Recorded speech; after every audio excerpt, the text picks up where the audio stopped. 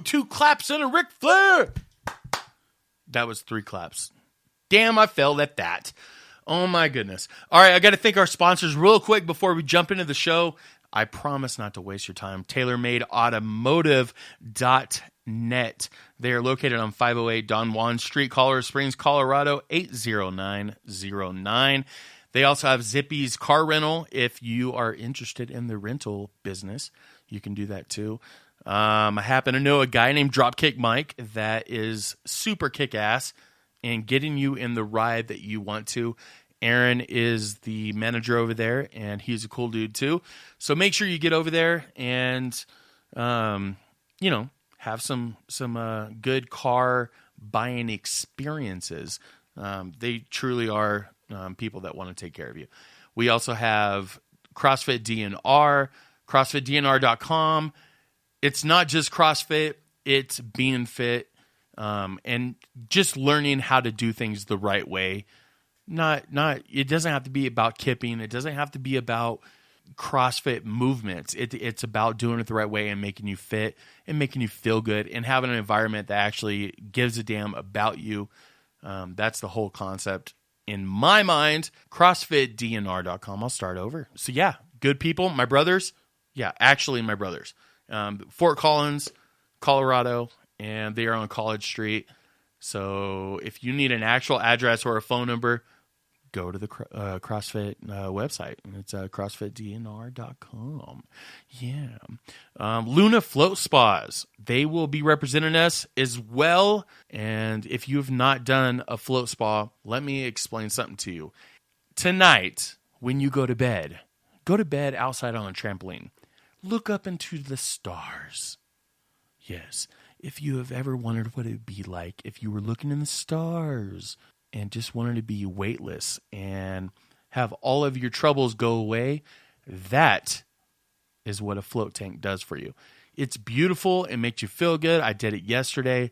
I'm telling you, I feel beautiful today. And I am an ugly son of a bitch. They do wonders for ugly son of a bitches like me. So if it works for me, it's got to work for you. Luna Float Spas. You can look them up on Facebook. You can look them up on their website, lunafloatspas.com. And last but not least, we got to give a shout out to one of our sponsors, duelnow.com. It is DUULNOW.com. If you are a gamer, this is your ultimate platform. You get to go on there, yes, and bet money and see if you're better than the next person and can kick his ass or not. Either way, you can win money, you can lose money. It's on you. It's better than all the other better websites out there. So make sure that you go check them out. DuelNow.com. They're hooking us up with our website that is still in progress, but it's going to be legit. Too legit to quit. I have to put a pause in there so I don't know copyright infringement, right? So anyway, here we go. Yeah, so let's get on into it. We've got Eric Schwartz. Yeah, Eric Schwartz. Some of you are saying, who is this dude? I'm going to say, why don't you know this dude? He is a comedian, and the guy's legit. I mean, he was number one on MySpace. And we know MySpace is a while ago, and it got really weird. But he was number one on MySpace. He was number 2 on YouTube at one point. And the guy's legit. He's coming into Looney's Comedy Corner on April 19th. So make sure that you take time, buy tickets, go watch him, laugh a little, have fun. He's very personal. He's a good guy. He's a white bald dude that's Irish that thinks he's Mexican, and that's good enough for me. I mean, you could be black, white, green, yellow. It doesn't matter. It doesn't matter. Be funny. Enjoy this. Ladies and gentlemen, mic check. You are listening to a few bro dudes. We the best. That will make you laugh, cry, or both. The Vanilla Gorilla and Dropkick Mike try to be funny, but let's be honest. They need to try harder. Yeah. This This is Double Barrel Doo Doo Shooting. Hey, what's up, guys? Hey, it's your favorite person, Vanilla Gorilla. It's Double Barrel Doo Doo. We're shooting the shit, and we have a special guest with us today. He is actually calling in from the East Coast. I'm assuming New York, but I'm not really sure because I've never been on the East Coast. But anyway, we have Eric Schwartz. You assumed wrong. There's more to the East Coast than New York, but I'm in Tampa, Florida right now. Oh, so I'm on the East Coast and the West Coast at the same time. As far as the I'm West on the goes East Coast of the country and the West Coast of Florida. And you're enjoying Yeah, your I'm time. doing some shows out here tonight in Tampa Yeah, where at? at the Tampa Improv. You're going to have a hell of a time when you come to Colorado Springs. April 19th is when you're here for your tour, correct? Yeah, Colorado Springs, April 19th, yes. And the night before, I'm going to be in Denver at Comedy Works. So I'm going to get a nice little sampling of what Colorado has to offer. We offer a lot of things. One of those things, and it's no secret to anybody that listens to the show, is obviously your abundance of happy juice, if that's what you want to call it, the marijuana, the marijuana. Oh. I don't know if you're going to partake. Well, I've never tried it. Never? Only secondhand. I've only tried it secondhand. I used to DJ in Jamaica, and I never tried it down there, but when I was in my DJ booth, people would come in and they'd blow smoke in there, and I just would notice that sometimes I'd get kind of hungry and dizzy. I think I might have gotten hot box. Well, the hot box is never good. That's a kind of a given. Do you ever, with your lean like a cholo thing, like if you're out and about and you're like in the realm of things, do you ever have trouble with that? Dude, I'm going to look at that. How do you expect me not to look? Like, they do anything amazing, and then they get mad at me for watching them. Like, I saw this one guy who's in a lowrider car. You've seen that, right? Lowrider car? Mm-hmm. And he gets mad at me. He's, like, busting on the hydraulics. Have you seen that? Like, where they make the car bounce up and the down? The hydraulics, yes. The hydraulics. They make all kinds of, it's like, and he's like, what are you looking at, bro? I'm like, dude, I don't know if you saw that, but your car just break danced.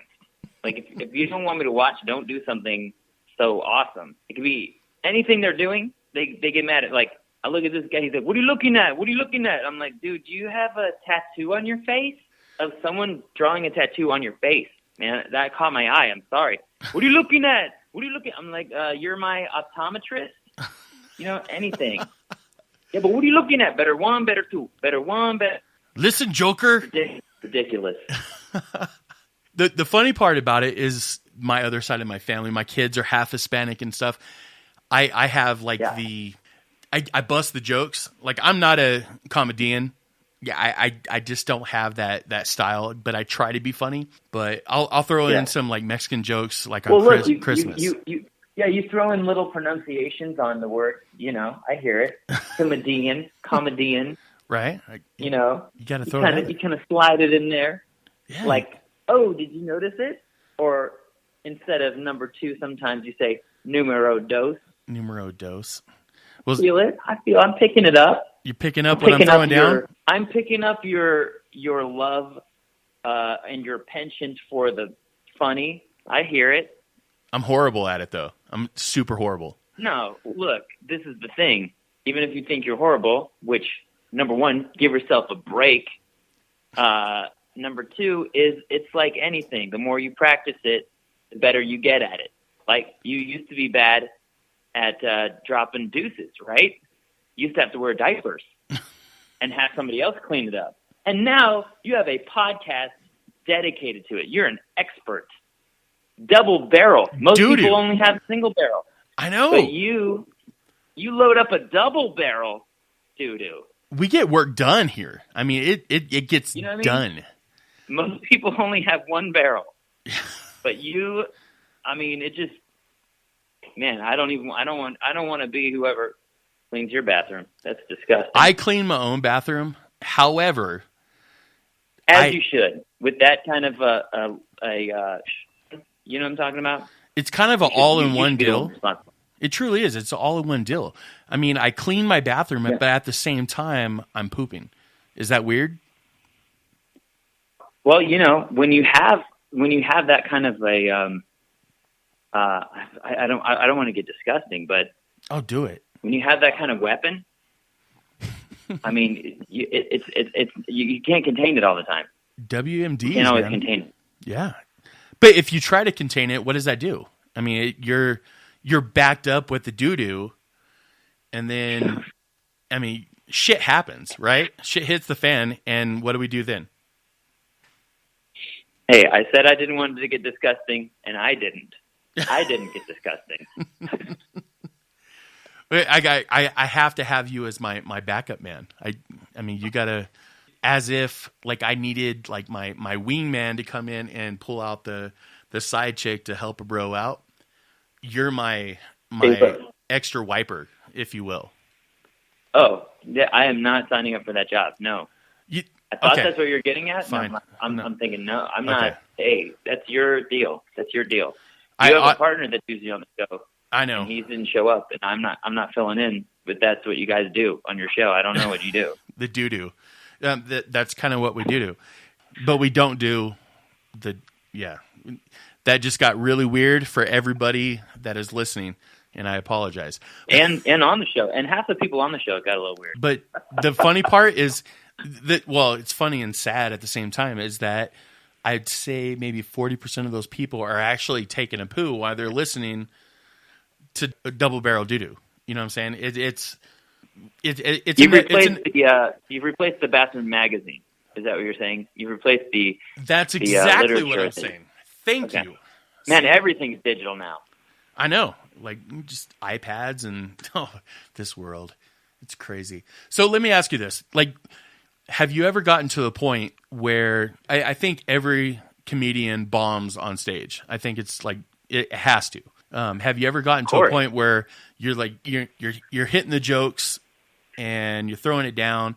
You realize that, okay, it's not funny. It's not working.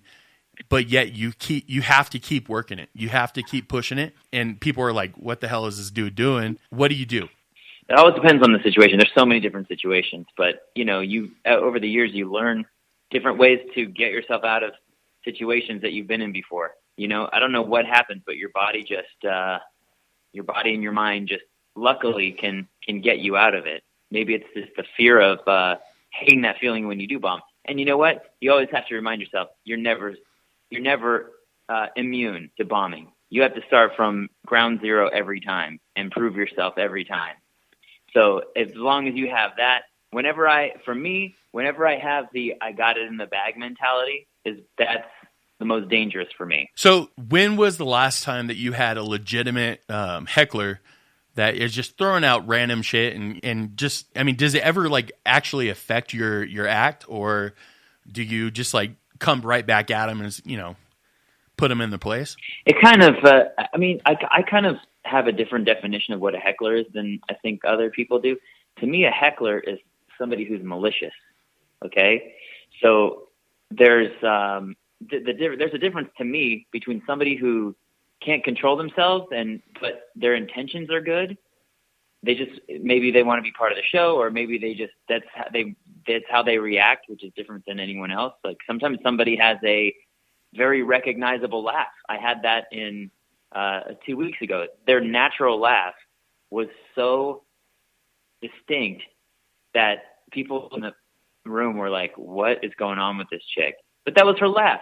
She wasn't heckling me. She was trying to enjoy herself. But I had to address it because everyone's thinking it in the room. But I did it in a nice way because she's not trying to mess things up. You know what I mean? There's another time when, I guess fairly recently in the last year, where I was doing something on stage and somebody misinterpreted it and called out like, hey, I was doing something about how I grew up in a cross-cultural family. And they're like, that's racist. And I said, it's exactly the opposite of, like, this guy he was visiting Los Angeles from somewhere in the middle of the country or the South or something where they don't, where he's like, I guess not used to cultures coming together, because what I was describing was exactly the opposite of racism. I was talking about bringing cultures together. I was, in fact, saying I love when cultures come together.